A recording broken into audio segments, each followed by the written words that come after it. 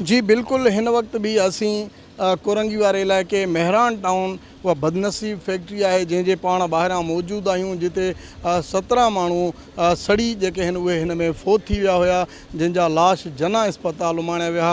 वो हिकिड़ो मंज़र हुयो ॾिसण वारो सुबुह जे टाइम जॾहिं उन्हनि जा मढ़ जेके आहिनि उते सड़ी फोत थी वियल जा ॿाहिरि पिया निकिता उन्हनि जा वारस जेके आहिनि उहे रोज ऐं राड़े में हा ग़म वारी जेका आहे उहा सूरत हाल हुई। हिन वक़्तु उहो बाहि ते मुकमल ज़ाब्तो आणण खां पोइ हिन खे साफ़ वग़ैरह कयो वियो आहे। मुंहिंजो कैमरामैन तव्हांखे ॾेखारे त ही उहे ड्रम आहिनि केमिकल जा जिथे उहा बाहि जेका सो हिन केमिकल वारी फैक्ट्री में लॻी।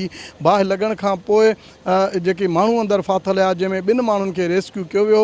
बाक़ी जेके 5 माण्हू जेके आहिनि जेके 17 माण्हू आहिनि उहे हिते सड़ी करे उहे फोत थी विया हुआ। उन्हनि फोतियुनि जा मढ़ जेके आहिनि जना अस्पताल उमाणिया सियासी तौर समाजी जेके अॻुवान आहिनि उहे बि हिते पहुतल हुआ। कुझु घड़ियूं पहिरीं हिते मुखालिफ़ धुर अॻुवान हलीमा दिल शेख उहो बि हिते पहुतो हुयो जॾहिं त हिन वक़्तु हिन फैक्ट्रीअ खे बंदि कयो वियो आहे। मुर्तज़ा वहाब बि हिन पहुतो हुयो कुझु घड़ियूं पहिरियों। उन खां पोइ डिप्टी कमिश्नर उन्हनि खे ब्रीफिंग वग़ैरह बि ॾिनी हुई। हितां जा जेके रहवासी आहिनि जेके अखियुनि ॾिठा शायदि आहिनि उन्हनि जो चवणु आहे त हिन फैक्ट्रीअ खे हिकिड़ो गेट आहे जंहिंजे करे ही वॾो सानियो पेश आयो आहे।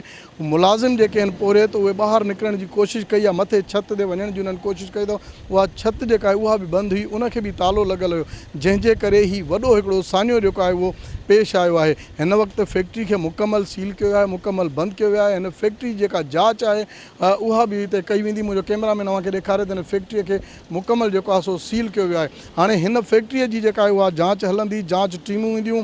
आया ही शॉर्ट सर्किट आहे छाकाणि त अञा ताईं असांखे इहा मालूमात न मिली सघी आहे त शॉर्ट सर्किट थियो आहे या अञा के ॿिया मामला आहिनि जंहिंजे करे हिन फैक्ट्रीअ में जेको आहे सानियो पेश आयो आहे। बल्दिया फैक्ट्री खां पोइ ही ॿियो नंबर सानियो आहे जंहिंमें 17 खां वधीक जेके आहिनि पोरियत उहे सड़ी फोत थी विया आहिनि ऐं 2 जेके पोरियत हुआ उहे ज़ख़्मी हुआ। जी।